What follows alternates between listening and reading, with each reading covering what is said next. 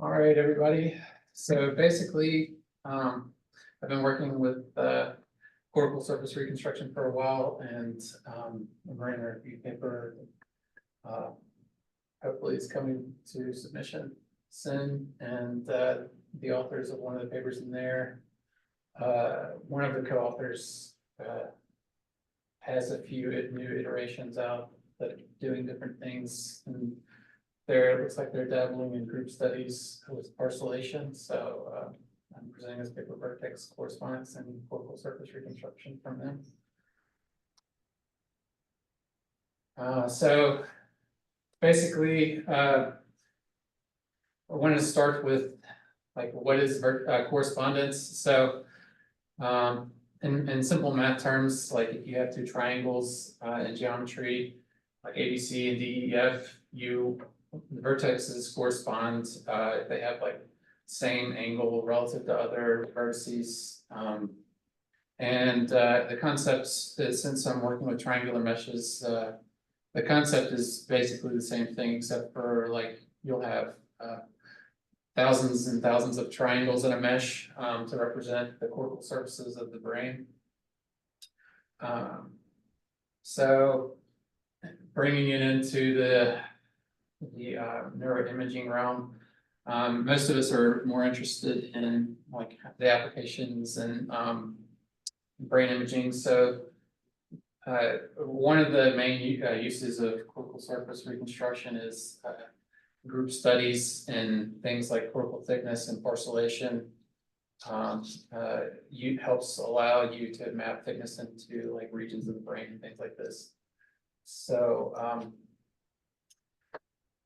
basically, some of the papers that they cite, this is one of the group studies they cite, and they look at asymmetries in Alzheimer's brains. And there's like predictable patterns in asymmetry through age in Alzheimer's brains that deviate from normal that you can use structural MRI to discern.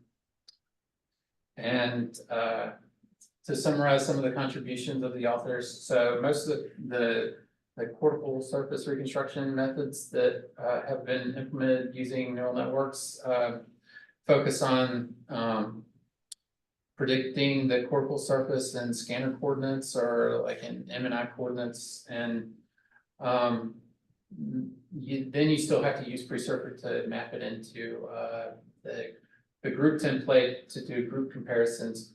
And basically, they skip using presurfer, and they just predict the group template results, and thus you don't have to use presurfer at all to do group studies, which is the primary value of this paper. I think that's kind of a new development in the thread of cortical surface reconstruction. And so basically, this slide is from their paper, and it kind of compares the existing methods with what they're doing. So the top part is basically what most traditional deep learning based cortical surface reconstruction methods are doing, and they start from an MRI, they do surface reconstruction, they predict the mesh and the coordinate system, whichever they're using. But then they have to do this computationally expensive spherical registration where they map the mesh to a sphere, and they map the FS average template is also have been mapped to the same sphere. So then they can determine which vertices in one mesh correspond to the vertices in the FS average template, and from that point forward, they can do the group studies. But as I mentioned previously, the bottom line is basically skipping towards just predicting the average template so that they can do group studies. So this is background for the basics of cortical surface reconstruction, where essentially you have two hemispheres and two types of surfaces, and you have white and peel, mesh, surface types. So one is the inner and the outer part of the cortex, and to obtain the thickness, you have to have the correspondence, and you subtract corresponding vertices to determine the thickness at every point in the mesh.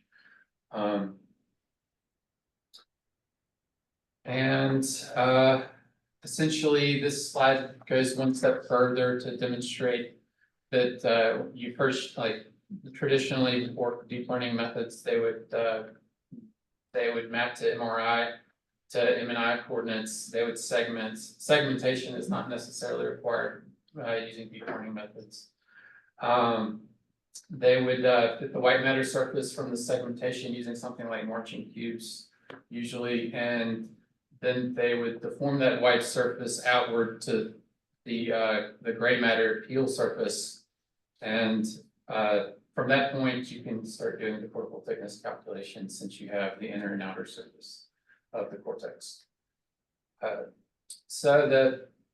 Going back to the VTCC paper, this is the overview of their pipeline.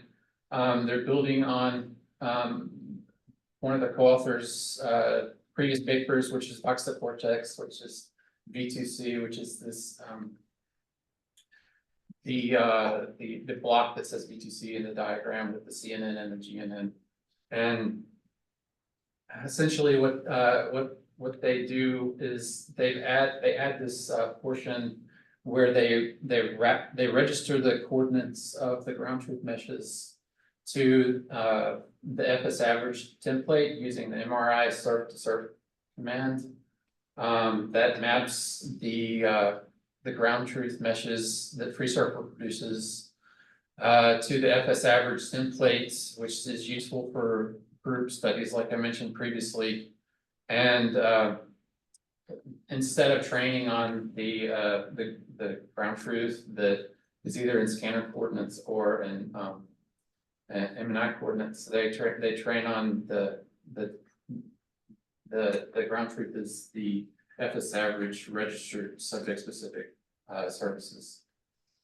And I tried throughout the week to reproduce some of this work, and I made some headway. I got to the point where I was trying to register this surface as a ground truth so I could use it for training. Some of the FreeSurfer commands aren't obvious, so I emailed the author and they sent me the command that they use in the paper. Even though their GitHub supposed to be published, it's not. And I was able to get the command for registering their ground truth services, so I could probably reproduce this. And spherical, so basically, like I mentioned previously, all of the subject specific scanner coordinate meshes are registered to the FS average template using spherical registration. A brief segue into the different coordinate systems that are used in FreeSurfer. So for the method I'm discussing right now, VTCC, they register their MRIs to MNI 152 coordinates. And that's sort of an evolution of the Telerex system, which FreeSurfer internally uses. The coordinates of the ground truth message are in FS average coordinates. And basically these coordinate systems and they allow consistency in the ground truth MRIs and the ground truth, or the input MRIs and the ground truth services. There's a slight difference between the MNI coordinate system of the input and the FS average coordinate system of the surfaces that they're using as ground truth. Some of the cortical surface reconstruction methods use UNet, some of them don't. I think it would probably ideally you would need a UNet like architecture to do this, which their backbone uses, but some of the details are absent from the paper that I would like them to elaborate on, but I think it's pretty safe to infer that if you want to correctly deal with these different coordinates systems being mapped onto each other from input to output, then you need something like UNIT to do it. So going over the methodology for mesh deformation, basically the neural network has a template mesh which is deforming, which is the FS average template. They're deforming that to a subject specific distortion of this. And the way that happens is that for every vertex in the template, they predict a deformation vector to move each vertex by.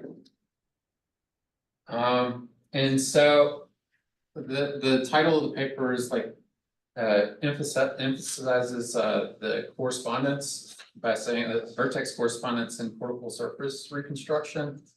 So basically, the important part about that is that the reason vertex correspondence is important for parcellation is if you have a correspondence between the subject's brain and the average template, you can parcellate the average template, and because there's a one-to-one mapping between the predicted mesh and this template, the parcellation has a one-to-one mapping onto the prediction. And that's pretty much the whole premise of the paper and how it does parcellation. It's not doing vertex classification. It's creating a mesh that corresponds to the average template. So for notation purposes on the next slide, which I've kind of discussed already, is for a mesh, there's vertices, V, faces F, and edges E. And the vertices are in Cartesian coordinates, essentially. So as I mentioned previously, the deformation vector is for every there's n vertices. So you have like in R3 a prediction for each vertex to how much to deform this template. One of the advantages of using deformation is it has to do with the topology. The topology of the input mesh that is being deformed is homeomorphic to a sphere, which means that there's no self-intersections, there's no holes. And if you deform these like a genus zero surface in a way that is there's a bijection between the both surfaces, then you don't have any self-intersections. Essentially, what they're doing is they're not deforming these meshes a lot, and the error propagation is kind of minimal in such a way that the number of self-intersections is not as potentially terrible as it might be if you predict just like the vertices and don't know the connectivity of those vertices. Loss functions. So a lot of the surface reconstruction methods use Camphor loss, and they combine it with a regularization term. There's a bunch of different regularization terms, but instead of using Camphor loss, which doesn't give you correspondence because it's basically minimizing the sum of minimum distances, and those minimum distances are not set in stone. Like as the mesh deforms, the meshes that are mapped onto this minimum would basically change slightly, and as a result, it's not a very strict loss function in terms of structure. And the L1 loss is, so the problem is that you can't, the meshes that you are doing this loss term on with L1 loss have to have the same number of vertices in them. Whereas with the Camphor loss, that's not the case. And so they have to do some, they have to remesh the ground truth to have the same number of vertices and corresponds to the FS average template, which they do, ensuring that the number of vertices is the same. In their paper, they had like, thanks to Sergey, he essentially made me be fairly rigorous in my notation in the papers that I've been writing lately. So I'm starting to pick up on bad notation, and they had some slightly bad notation in the L1 loss in their paper. The prediction of the network is M y hat, and it's not MY. MY would be like the unregistered ground truth, which they changed to MY prime. So basically, the way their equation's written is a loss between ground truth types, which doesn't make sense. But what you want is a loss between the predicted mesh from the neural network and the registered mesh to that they're using as ground truth y prime, and that's what they're doing with this L1. On the slide. I don't really know much about this kind of segmentation stuff, but like, what values do the U and V take in the L1 loss? The U and the V are the vertices. So basically the VI would be the vertices in one mesh, which would be like the vertices from M, Y hat. And the U's would be vertices, say, from the FS average template that's the subject's cortical surface mesh registered to FS average. So there's basically two meshes. Both of them have the same number of vertices. One's coming from the neural network, and the other's coming from registering different cortical surfaces to FS average template. And each I, like, there would have to be like they're iterating over the number of vertices in the mesh. I mean, in practice, they're not iterating in the loss function. It's like parallelized and written in the vector as format. Are they like graded vertices? Nope. Oh, okay. No, you just missed. It's like the L1. So basically, this is just the definition of an L1 loss. It's like the sum of absolute values of a matrix, basically. And you have a matrix which is the differences between the distance of corresponding vertices, and then you sum them up. So there's this difference matrix, and then you sum over the values of this difference matrix, and then you divide by n. So they also have a regularization term, which they have labeled depending on what value they're trying to show that they can achieve best results on. But the regularization terms typically in cortical surface reconstruction make the meshes smooth and more aesthetically appeasing.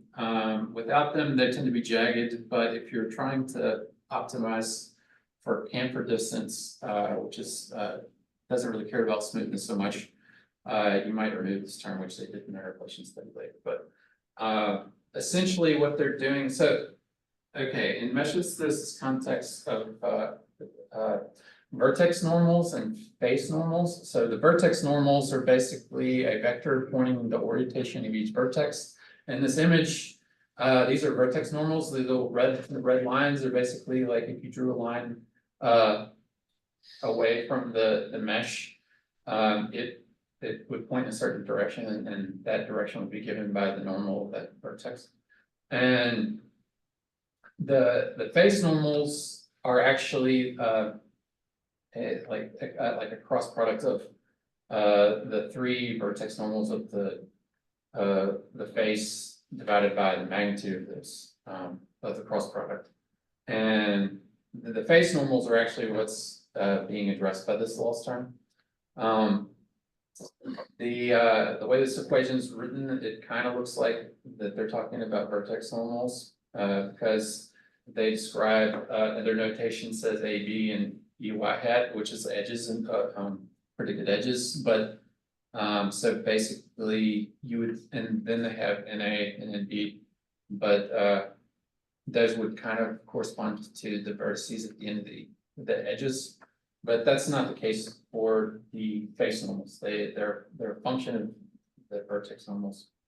But anyway, so basically what they're trying to do is whether you use vertex normals or face normals, they're trying to encourage adjacent face normals to be parallel, which it basically encourages the mesh to be smooth. And they minimize this term, so they basically take the dot product of adjacent normals and then they subtract that from one, which is due to the properties of the dot product. If you minimize this term, encourages the face normals to be parallel. Okay, the overall loss, this is pretty typical. This is basically almost generalizable to for cortical surface reconstruction in general, but not quite. But the total loss is like the structural loss, which is the L1 here, added to the regularization loss, which has a coefficient that they set through a hyperparameter search independently for each mesh. So I kind of make some comments on things that I thought were missing from this paper that I don't know why they didn't elaborate upon it, because it's fairly important, but I got accepted anyway. It's paper's pretty interesting in other ways. So the backbone paper that they use for the neural network that they wrote previously, first they have a unit that does segmentation, and it's trained independently of the deformation networks, which deforms the surface meshes. They sample throughout the units at different layers, image features from each layer and combine them for a GNN. And it's kind of like an extremely elaborate way of doing things, and it doesn't outperform some simpler methods. They don't, but it doesn't make a lot of sense to me that this would be the best way to map between coordinate systems between M and I and the Epis average coordinate system.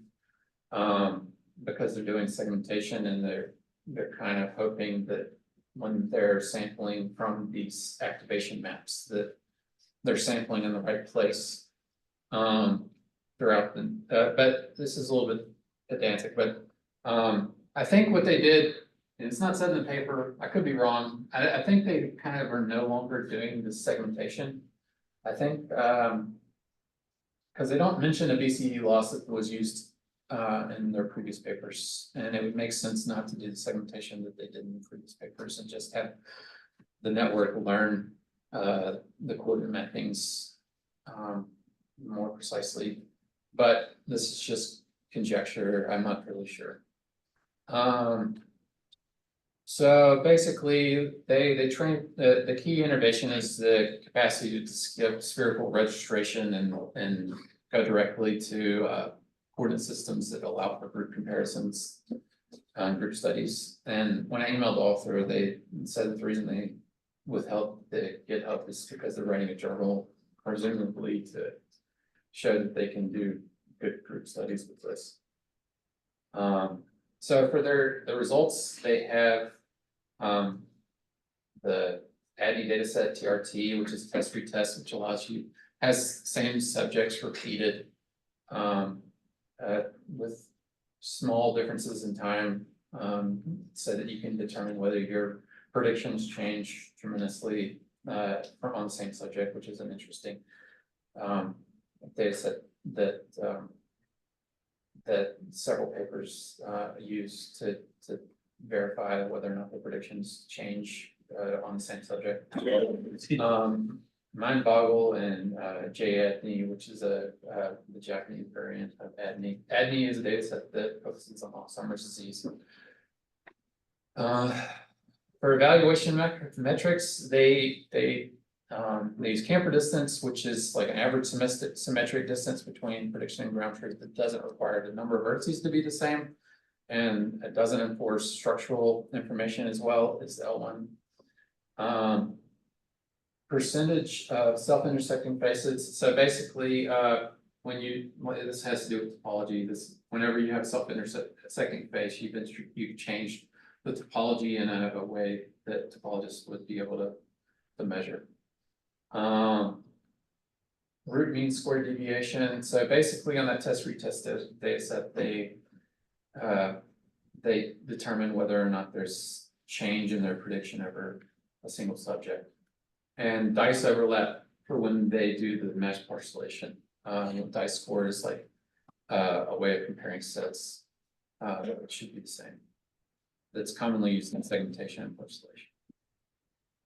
And so here's the results. So they basically they beat others on the root mean standard deviation for the inter-subjects. They beat on camper distance and dice in certain situations, but they lose on self-intersections. And this table is only for the right hemisphere, which is understandable given the limited number of GPUs available. And when you train all 4 surfaces, you can take up an A100 GPU, and it gets expensive when you're doing ablation studies and comparing multiple methods. So I think it's acceptable, but some reviewers would find this frustrating if they were aware.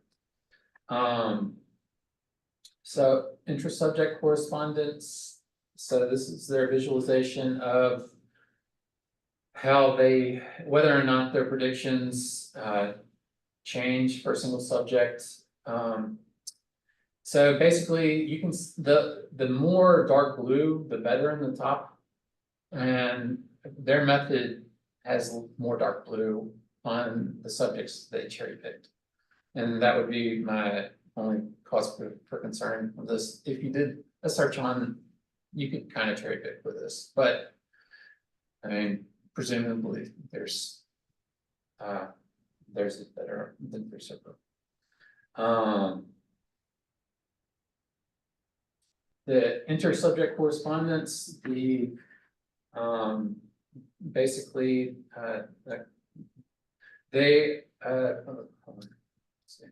so the bottom of the bottom is how much how much the total error over the whole data set mapped onto the average template for their parcellation results.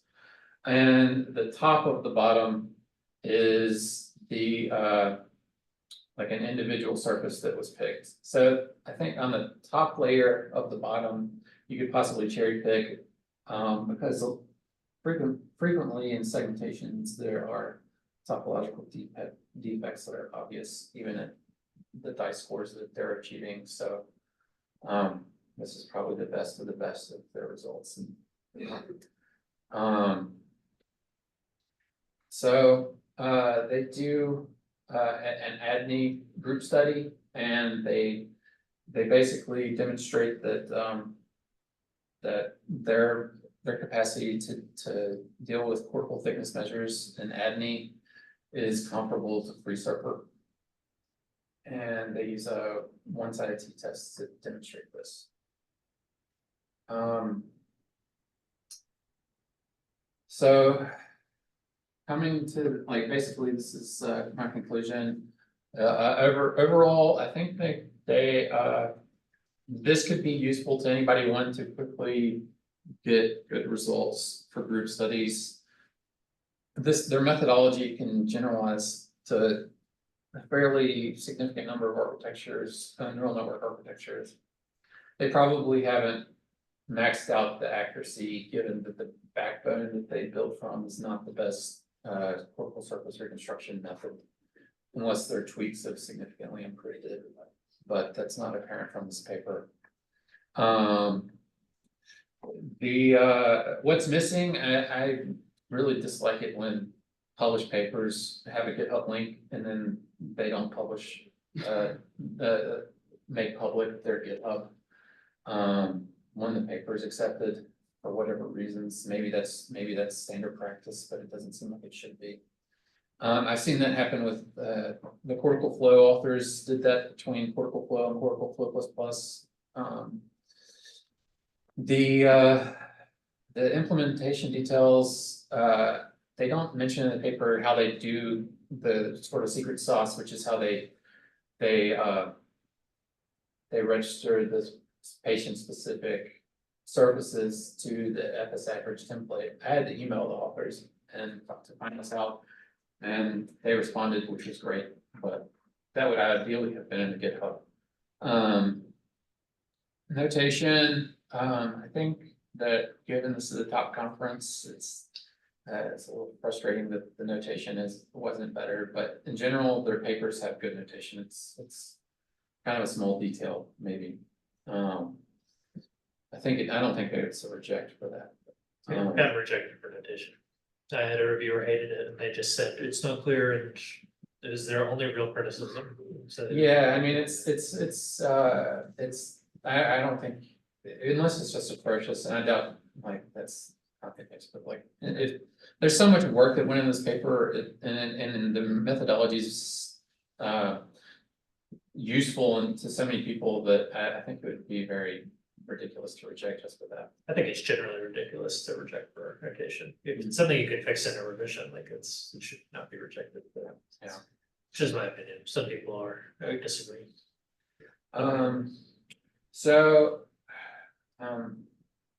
yeah. So, yeah, so in their previous papers, they kind of assume like a linear mapping between the input MRI and the coordinate system of the mesh, which is a little bit easier to assume in their previous methodologies, but probably the coordinate system mapping is learned more by the architecture.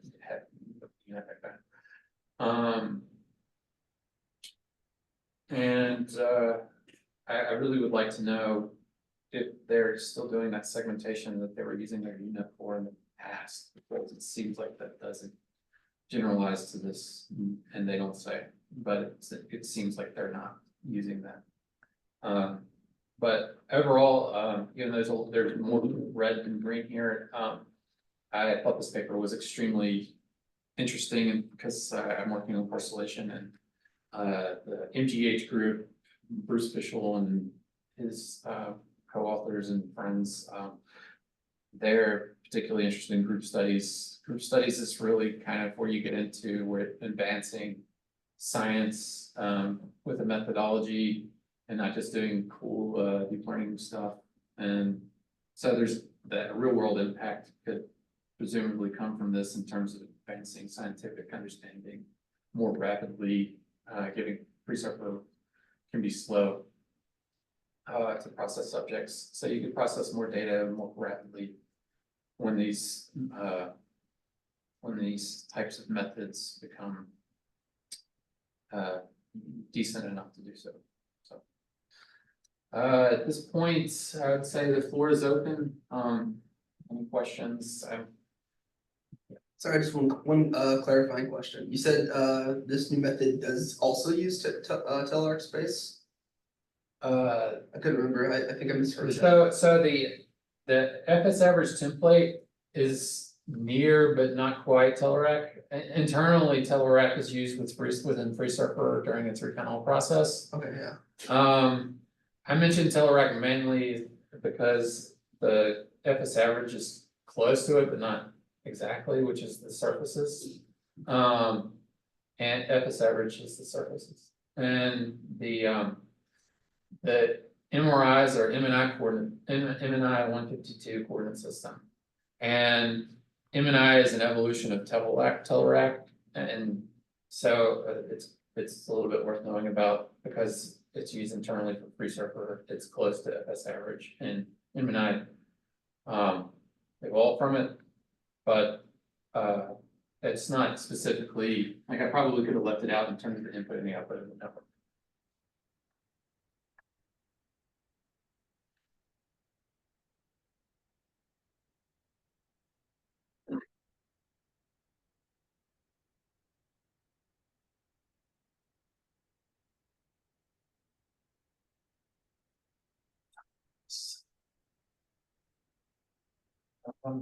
If there's no other questions, we could probably stop the recording.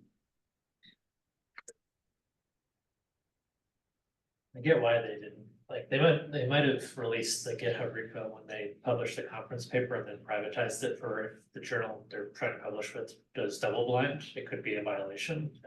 Okay. But what they should have done was just removed the link from the paper for that submission. Mm-hmm. And then, if like the reviewers are looking up the name of the paper and stuff, that's the reviewer violating double blind, not the author. I get why they did it, but it's a little bit, there are better ways they could have done it, in my opinion.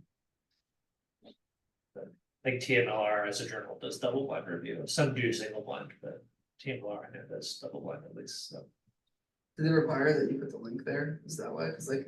It's weird, it's like, like a lot of conferences want it, like NeurIPS and stuff, like they will sometimes ding you if you don't have a GitHub link or talk about code sharing or somewhere in your paper, but then, yeah, it's a violation of double blind a lot of the time because you have sometimes identifying information, so like what NeurIPS has done recently is they want you to submit source code as an anonymized repository. So stuff like that, so then with the plan that you'll release it if it's accepted, right? I like the emphasis on group studies in this paper, as for all the reasons I mentioned previously. Like, I just like the way this paper flowed, even though it left out some things I would have liked to see. Just because it's nice to see somebody trying to like make an impact in the science, like the like in terms of neuroscience and the studies that could evolve from this. And it seems like it made the conference paper pretty strong by trying to demonstrate those group studies. And there's tons of papers that, I mean, they reference a few, and I read others that are doing these types of group studies, and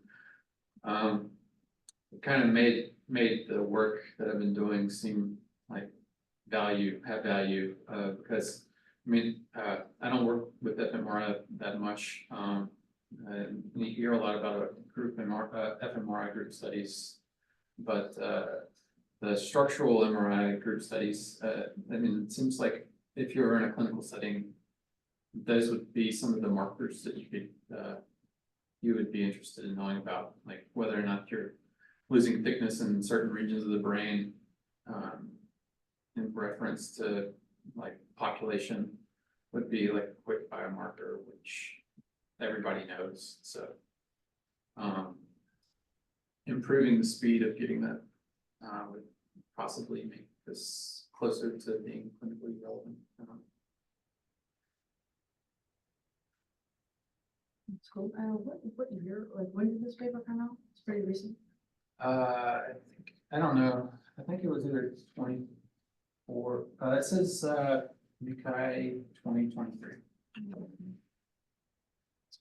So it was submitted a few years ago. Well, the cherry picking's a little troublesome too, but yeah, is there any way that how do you think about getting around that though? That's what I was kind of thinking. I mean, I don't think it's if it was the only thing that they reported and they didn't report other things, like people want to visually see the types of services you're creating for like the aesthetic appeal of the paper, and just like you can see different anomalies in your methodology by like visually seeing what you're producing. I think that, but it's like a necessary but not sufficient thing to have in a paper, because they included like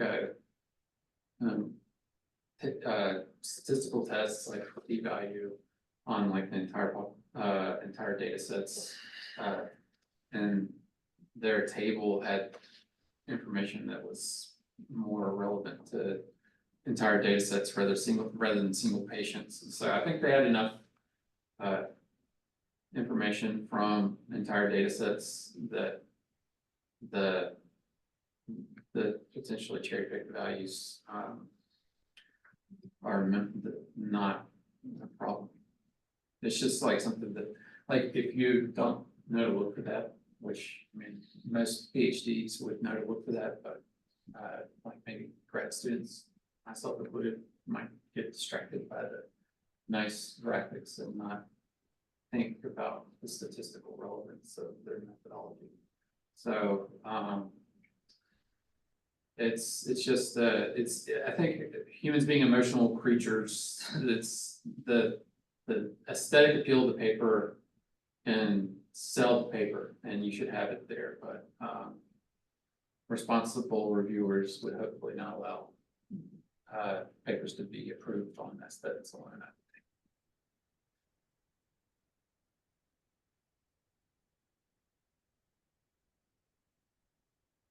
So like, if you give a major contribution, what would you say that would be, like a major different thing that this paper did? I mean, so they skips you don't have to do spherical registration after you get the output that all the previous methods produced. And so they're just like skipping a processing step to get results for a group study. And like, if you're kind of building like a model zoo, like various people are doing, I mean, arguably Brain Shop is like a model zoo. That's been made available via web. But the MIT no-brainer people are actually literally building a model zoo where they make the models. They're kind of like building a library of models. So like if you have different models that you can use for the type of study that you're trying to do, that reduces the amount of training that certain people on the project have to do to produce the results, then the models have been demonstrated to work well, then just it reduces the amount of development time for a group study. I mean, everybody here probably will become aware, if they're not already, of how much background it takes to build a pipeline to do any study that neuro or brain imaging. So like pre-surfer, but I would say that like the barrier to actually writing this paper is really just like familiarity with pre-surfer. Because they had to basically their ground truth to use an L1 loss to get correspondence, which allowed them to get the parcellation from the atlas. That required the usual surfaces to be remeshed and then registered, so that the number of vertices changed and matches the groups in play relatively well. And those commands are kind of like trade secrets in a way. So basically it's like their familiarity with pre-surfer allowed them to see that you could use a math technique that nobody else had done yet. So it's definitely not a theory paper, but it's like I mean, there's like to some extent saturation in the cortical surface reconstruction methods, to where like at this point you're kind of improving like percents of accuracy. But so kind of competing in that fractional percent range of accuracy is like a lot of compute power for very little return on how much you impress people. And if you kind of develop a different training methodology that opens sort of like a scientific use case, then you have a paper that's relevant, that doesn't take tons of compute power, that actually is arguably useful to people like Sergey who are building like Brain Shop. And like if you wanted to do like show somebody like a group, like how your brain compares, your cortical thickness compares in the clinical setting, and you upload an MRI, you give it an MRI and it produce a thickness comparison that would compare you to the population and be relevant. So it's I don't know, it's like there's probably some reviewers might think this is not that novel because it's kind of a training methodology or whatever. I don't know. It's just like it's hard to know what people like and what people don't like, but it seems like if you track the interests of like MGH and like the greater neuroimaging community, they are moving towards, they're really interested in group studies, because group studies, it's more than just cool things you can run on GPU, which is nice, but it doesn't like get you grants, maybe. It's and it doesn't really impact the scientific community that's interested in fixing brains. This just is arguably something that enables those group studies that enable neuroscientists to develop their studies. And there's whole arguments over like whether deep learning should be used, or whether these models are interpretable or explainable. And that's a whole different can of worms, but I don't really, that's like, that's not a fight that I particularly engage in. Yes. Yes, any other questions?